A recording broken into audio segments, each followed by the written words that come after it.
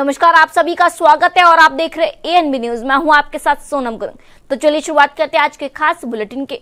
उत्तराखंड में आज से चारधाम यात्रा शुरू हो गई है। दोपहर 12:15 पर गंगोत्री और 12:35 पर यमुनोत्री के कपाट खोल दिए गए हैं। गंगोत्री में कपाट तो खुल गए हैं, लेकिन आम लोग अभी भी मां गंगा के दर्शन नहीं कर पा रहे हैं। दरअसल यहां पर पहली पूजा पीएम मोदी के नाम से हो रही है, जो खुद सीएम पुष्कर सिंह धामी कर रहे हैं। इस पूजा के खत्म होने के बाद आम लोग दर्शन कर पाएंगे। उधर मां यमुनोत्री में कपाट खुलते ही आम लोग दर्शन करने के लिए मंदिर में एंट्री ले रहे हैं।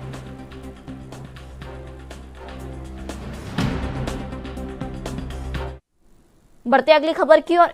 मुख्यमंत्री पुष्कर सिंह धामी आज हरिद्वार पहुंचे हैं, जहां उन्होंने अखंड ज्योति आपको बता दें अखंड परम धाम आश्रम के परम अध्यक्ष स्वामी परमानंद गिरी के 71वें जन्म महोत्सव में शिरकत की। इस अवसर पर मुख्यमंत्री ने अक्षय तृतीया को शुभकामनाएं देते हुए बताया कि गंगोत्री और यमुनोत्री धाम के कपाट खुलने के साथ ही चारधाम यात्रा का विधिवत शुभारंभ हो गया है। उन्होंने श्रद्धालुओं को भरोसा दिलाया कि राज्य और सरकार सुरक्षित और सुगम यात्रा के लिए पूरी तरह तैयार है। वहीं महिला आरक्षण बिल के मुद्दे पर मुख्यमंत्री ने विपक्ष पर तीखा हमला बोला है। धामी ने कहा कि प्रधानमंत्री मोदी के नेतृत्व में महिलाओं को उनका हक मिलने जा रहा है। साथ ही साथ दशकों तक शासन करने वाली पार्टियों ने इसका विरोध कर अपनी असली चेहरा दिखाया है। उन्होंने विपक्ष को महिला विरोधी बताते हुए कहा कि 33% आरक्षण की राह में रोड़ा अटकलाने वालों को देश कभी माफ नहीं करेगा।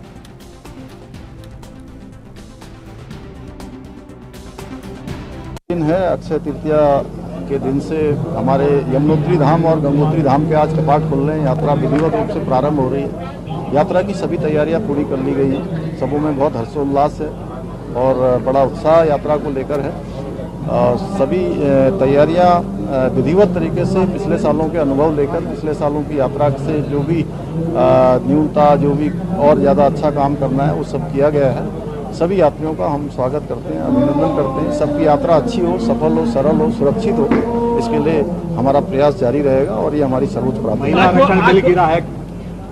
देखिए, वो जिन लोगों ने देश की आज़ादी के बाद लंबे कालखंड तक 6 दशक तक देश के अंदर राज किया है, वो कभी महिलाओं के अधिकारों को आगे महिलाओं के अधिकारों के लिए वो उन्होंने कभी कोई काम नहीं किया। आज जब प्रधानमंत्री आदरणीय मोदी जी के नेतृत्व में महिलाओं को 33% आरक्षण देने के लिए नारी शक्ति वंदन अधिनियम भारत की संसद में पारित हुआ, उसमें संशोधन करके जब वो लागू होना था 2029 से, उसमें उन्होंने बहुत बड़ी रुकावट की है। महिलाओं के अधिकारों को रोका है, उनकी भागीदारी को नीतियों में और देश के तमाम कार्यक्रमों में संसद और विधानसभाओं में होनी थी। उन्होंने कुठाराघात किया है। ये महिला विरोधी हैं, इनका चेहरा पूरे देश। बढ़ते अगली खबर की ओर। मुख्यमंत्री पुष्कर सिंह धामी ने समस्त प्रदेशवासियों को अक्षय तृतीया के पावन पर्व की हार्दिक बधाई दी और शुभकामनाएं दी। देहरादून से जारी अपने संदेश में मुख्यमंत्री ने कहा कि सनातन संस्कृति में वैशाख माह के शुक्ल पक्ष की तृतीया तिथि का विशेष महत्व है। ये दिन किसी भी मांगलिक कार्य की शुरुआत के लिए स्वयं सिद्ध और अत्यंत शुभ मुहूर्त माना जाता है। मुख्यमंत्री धामी ने भगवान बद्री विशाल और बाबा केदार से प्रदेश के खुशहाली की कामना करते हुए कहा कि ये पर्व सभी के जीवन में सुख, शांति, समृद्धि और अपार सौभाग्य लेकर आए।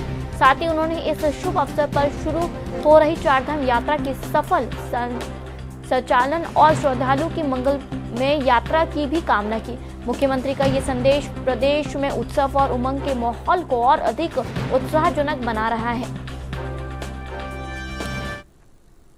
चारधाम यात्रा की शुरुआत से पहले ही यहां पर उत्तराखंड में मौसम विभाग ने अलर्ट जारी किया है।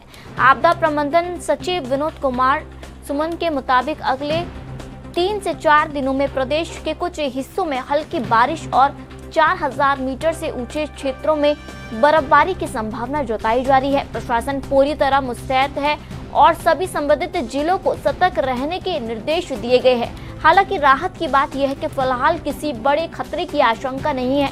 यात्रियों की सुरक्षा के लिए सभी विभाग आपसी समन्वय के साथ काम कर रहे हैं।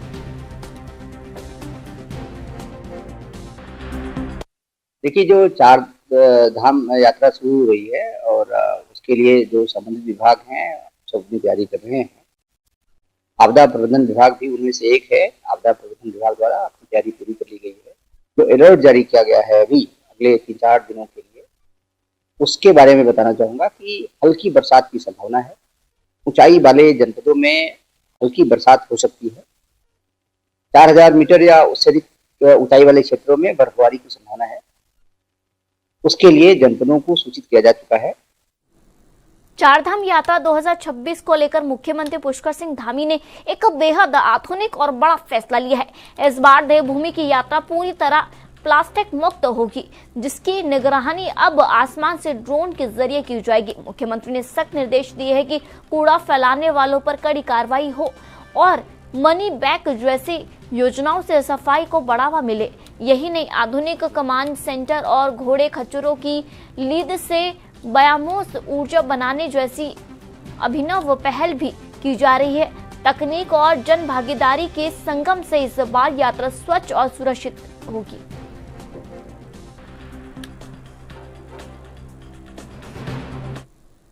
उत्तराखंड में नियमों का पाठ करने वाली सरकार के मंत्री ही अब सवालों के घेरे में हैं।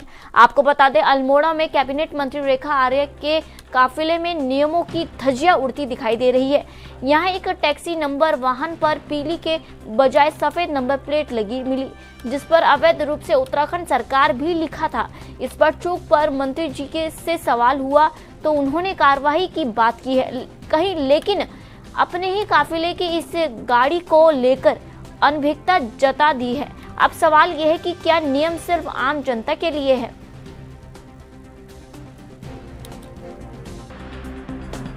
देखिए, मुझे लगता है कि हमारी सरकार पूरी तरीके से नियम के साथ, कानून के पालन के साथ में जीरो टॉलरेंस से काम करती है। यदि किसी के द्वारा भी नियम विरुद्ध कार्य किया जाता है तो निश्चित रूप से शिकायत प्राप्त होने के उपरांत इस पर कार्रवाई करना ये सरकार सुनिश्चित करती है। तो इसलिए कानून विरुद्ध कोई भी कार्य जो है सरकार उसको जिस किसी धारा में भी उसमें कार्रवाई होनी चाहिए उसका उपयोग। मैम, आपकी कार्रवाई में भी एक गाड़ी चल रही है जो टैक्सी गाड़ी है, उसमें प्राइवेट नंबर प्लेट लगी है, जिसका अभी 2 दिन पहले ही प्रदेश में पूरे में हंगामा मचा। उसमें आज उत्तराखंड सरकार बकायदा लिखा हुआ है और वो पीली नंबर प्लेट की जगह व्हाइट नंबर प्लेट लगते चल रही है। उसमें क्या कहना चाहेंगे? देखिए, मेरे संज्ञान में नहीं है, लेकिन आपके संज्ञान में जो है निश्चित रूप से इसको जानकारी लेते हैं। बढ़ते अगली खबर की ओर। उत्तराखंड के मुख्यमंत्री पुष्कर सिंह धामी जन समस्याओं के समाधान को लेकर पूरी तरह एक्शन मोड में नजर आ रही है। सचिवालय में हुई समीक्षा बैठक के दौरान मुख्यमंत्री ने सीएम हेल्पलाइन 1905 पर लंबित शिकायतों के निस्तारण को लेकर अधिकारियों को सख्त लहजे में चेतावनी दी है। मुख्यमंत्री ने साफ निर्देश दिए हैं कि जो भी शिकायतें 30 दिनों से अधिक समय से लंबित है, उनके लिए विशेष अभियान चलाकर समाधान निकाला जाए। सीएम ने कड़े निर्देश दिए हैं कि बिना सक्षम अधिकारी की अनुमति के किसी भी शिकायत को फोर्स क्लोज यानी बंद नहीं किया जाएगा। अगर ऐसा पाया गया तो सीधे संबंधित अधिकारियों की जिम्मेदारी तय करवाई जाएगी।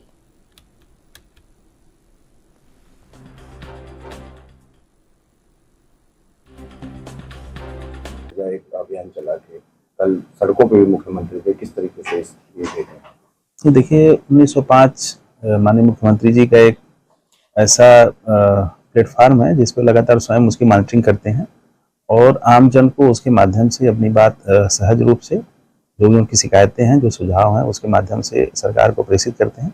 और विभाग में L1 से लेके L4 लेवल तक सभी लोग उसके निस्तारण के लिए जिम्मेदार होते हैं।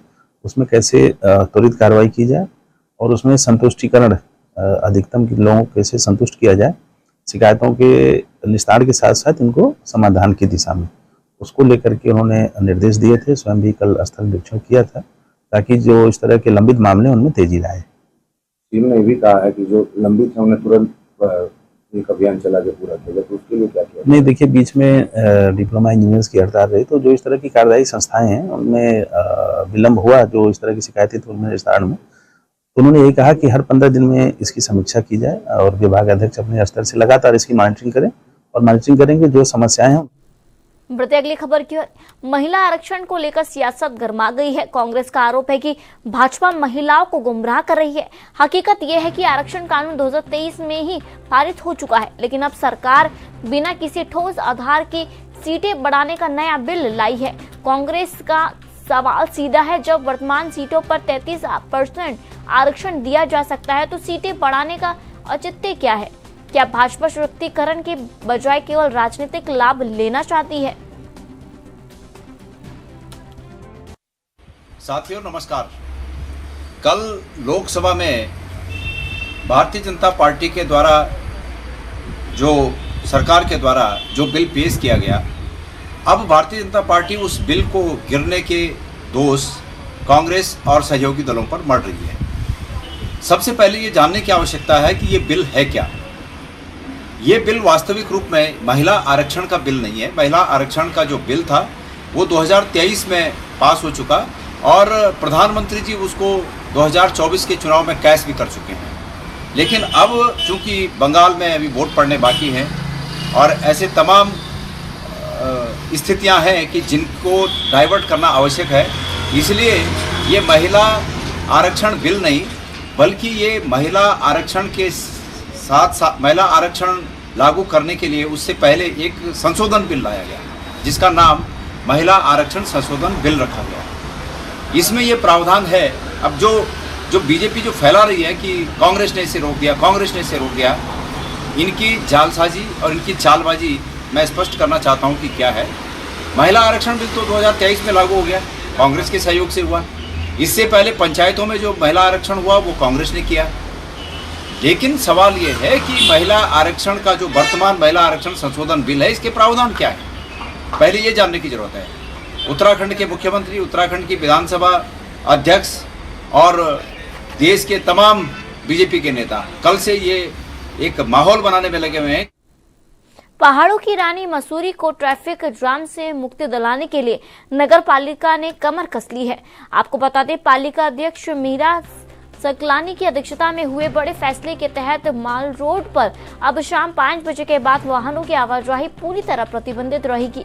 स्थानीय निवासियों के लिए पास की व्यवस्था होगी, जबकि इमरजेंसी सेवाओं को छोड़कर किसी भी वाहन को एंट्री नहीं मिलेगी। शहर के प्रमुख मार्गों को वन वे करने और डिलीवरी के समय में बदलाव जैसे सख्त कदम भी उठाए गए हैं। अवैध पार्किंग पर लगाम कसने के लिए अतिरिक्त कर्मियों की तैनाती भी की जाएगी। पूरे जो पालिका के माध्यम से यहाँ पे एक ट्रैफिक प्लान बनाया गया था, वो यहाँ पे हमारा होटल एसोसिएशन है, हमारा व्यापार मंडल है, हमारा जो टैक्सी यूनियन है, पुलिस प्रशासन है, प्लस जो हमारे सप्लायर्स हैं, सबके सामने वो ट्रैफिक प्लान रखा गया है। और उसमें कुछ लोगों के सुझाव भी आए हैं कि कैसे हम इसको और बेहतर तरीके से इसको इम्प्लीमेंट कर सकते हैं। तो वो सुझाव आज लिए गए हैं और हम एक हफ्ते के अंदर अंदर उसको पूरा विस्तृत रूप से, क्योंकि जो सुझाव आए हैं उसको भी ऐड हम उसमें करेंगे और कोशिश रहेगी कि जो ट्रैफिक प्लान पालिका के द्वारा बनाया गया है, हम उतना ही ट्रैफिक प्लान बनाने की बात कर रहे हैं जितना हम समेट सकते हैं। क्योंकि देखिए, ये व्यवस्था, ट्रैफिक की जो व्यवस्था है वो पुलिस प्रशासन की है, लेकिन हमारा शहर है तो हमारी इसमें नैतिक जिम्मेदारी बनती है कि हम क्या बेस्ट इसमें दे सकते हैं। तो अभी यहाँ पे सबके सामने ये सारी चीजें रखी गई है, विस्तृत रूप से चर्चा हुई है और मुझे लगता है कि जो हमारा वन वे ट्रैफिक प्लान है वो निश्चित रूप से वो कामयाब होगा और एक हफ्ते के अंदर अंदर हम ये पूरी प्लानिंग इस पे कर देंगे। दूसरा, मॉल रोड की जो बात है, मॉल रोड एंट्री की बात है, मैं आपके माध्यम से कहना चाहूंगी कि मॉल रोड पे हम लोग 5 बजे के बाद कंप्लीट बैरियर को बंद कर रहे हैं अभी सीजन को देखते हुए। उसमें एक तो जो मेडिकल इमरजेंसी है उसके लिए बिल्कुल फ्री रहेगा, दूसरा जो हमारे पत्रकार बंधु हैं उनके लिए फ्री रहेगा, तीसरा जो हमारा जो बच्चे कॉलेज जाते हैं लेकिन वो लेट हो जाते हैं तो वो पालिका से एक पास बना सकते हैं, जो जिनके घर मॉल रोड के अंदर हैं। महिला आरक्षण के मुद्दे पर अब योग गुरु बाबा रामदेव का बड़ा बयान सामने आया है। रामदेव ने देश में महिला आरक्षण की स्थिति को दुर्भाग्यपूर्ण बताया। उन्होंने कहा कि जिस देश में नारी को लक्ष्मी और दुर्गा का स्वरूप माना जाता है, वहां उनका हक बाधित होना दुखद है। बाबा रामदेव ने मांग की है कि महिलाओं को केवल 33% ही नहीं बल्कि 50% आरक्षण दिया जाना चाहिए। उनके अनुसार महिलाओं को मुख्य धारा में लाने के लिए अब ठोस और जल्द प्रयास बेहद जरूरी है। आरक्षण का सदन में गिरना बहुत दुर्भाग्यपूर्ण है। भारत ने तो यत्र नार्यस्तु पूज्यन्ते रमन्ते तत्र देवता का उद्घोष किया है। और हमारे तो आध्यात्मिक दृष्टि से, सनातन की दृष्टि से सारे मंत्रालय महिलाओं के पास हैं। गृह मंत्रालय लक्ष्मी जी के पास, हमारा शिक्षा मंत्रालय हमारी सरस्वती जी के पास, और हमारा जो रक्षा मंत्रालय जो है वो दुर्गा भवानी जी के पास। तो हमारी तो सारी जो सनातन की व्यवस्था है वो मातृ केंद्रित है, और उसमें महिलाओं के सम्मान का, आरक्षण का गिरना यह बहुत ही शर्मनाक है। मुझे लगता है इसके लिए बहुत दोबारा जल्दी प्रयास होना चाहिए, और 33 नहीं, महिलाओं को 50% आरक्षण मिलना चाहिए। वक्त हो गया छोटे से ब्रेक का।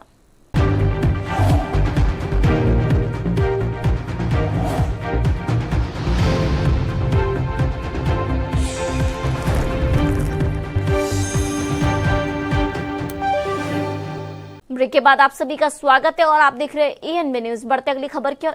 उत्तराखंड की हॉट सीट मानी जाने वाली मसूरी विधानसभा में 2027 के चुनावों को लेकर अभी से सियासी पारा चढ़ने लगा है।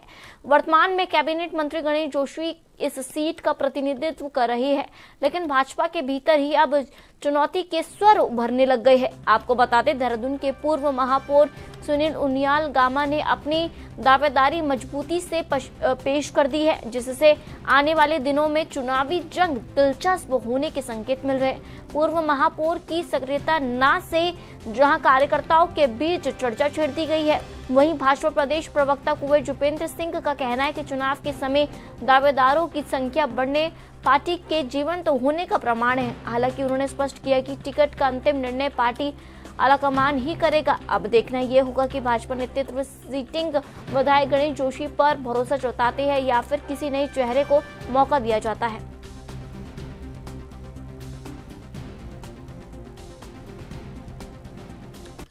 जब चुनाव आते हैं तो सभी की इच्छा बलवती होती है कि हम विधायक बन जाएं। सभी विधायक बनना चाहते हैं, सभी चुनाव लड़ना चाहते हैं, किंतु पार्टी से बड़ा कुछ भी नहीं है। पार्टी की चयन समिति का निर्णय होता है, और क्षेत्र का जो सर्वे है वो सर्वे भी बहुत महत्वपूर्ण होता है। उस सर्वे में जनता और वोटर के मनोभाव निकल कर आते हैं कि जनता किसे चाहती है, जनता अपने प्रतिनिधि के रूप में किसे स्वीकार करना चाहती है, वर्तमान प्रतिनिधि की क्या कार्यशैली रही है, वर्तमान प्रतिनिधि की कार्यशैली से कितनी संतुष्टि है, कितनी असंतुष्टि है। तो ये तो लोकतंत्र की महिमा है। लोकतंत्र में ऐसा होता है, और चुनाव लड़ना सबका अधिकार है, टिकट मांगना सबका अधिकार है, लेकिन अंत में जीत होती है। उत्तराखंड के कैबिनेट मंत्री गणेश जोशी ने विभागीय समीक्षा बैठक के बाद राज्य में मधुमक्खी पालन को लेकर बड़ी जानकारी साझा की है। उन्होंने बताया कि प्रदेश सरकार मधुमक्खी पालन को स्वरोजगार मुख्य जरिया बनाने के लिए प्रतिबद्ध है। वर्तमान में उत्तराखंड 3.320 टन शहद उत्पादन के साथ देश में 8वें स्थान पर काबिज है। मंत्री ने कहा कि राज्य की शहद की गुणवत्ता उत्कृष्ट होने के कारण इसकी मांग विदेशों तक बनी हुई है। किसानों को प्रोत्साहित करने के लिए सरकार मधुमक्खी के बॉक्स खरीदने पर भारी सब्सिडी दे रही है, जिससे अब तक 10,000 से अधिक किसान जुड़ चुके हैं। मंत्री जोशी ने किसानों से अपील की है कि ये सरकारी योजनाओं का लाभ उठाए और अपनी आय को दोगुना करें। साथ ही उन्होंने बताया कि किसानों के हित में कई महत्वपूर्ण प्रस्ताव केंद्र सरकार को भी भेजे गए हैं।